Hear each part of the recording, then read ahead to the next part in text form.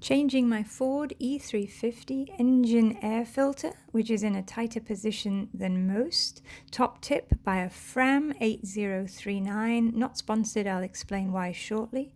Step 1, release the compression clamp, which should come up very easily. You jiggle it around a little bit to free it up, move it slightly to the right. Press down and back on the intake duct, that'll free it up from the front, it's two small plastic clips. If you're working in an RV, be careful, you've got hoses, you've got wires, you've got all sorts, so just work slowly and deliberately. Do whatever you need to do to free it up.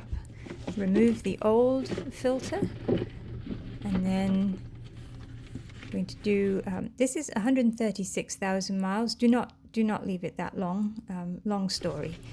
Clean the housing. And then in my case, figure out how to get the new filter in and the old filter out. We have access issues. I had my battery access panel that I've cut in the dash, which is another story. That was open, easiest solution for me.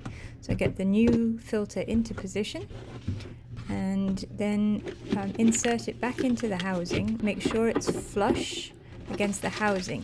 And this is where I'm hoping to make someone's life easier. I worked on this for about 5 hours overnight and it did not fit well. I went to Walmart, bought this FRAM 8039. It fit perfectly. It is minutely smaller and it has no lip on the base.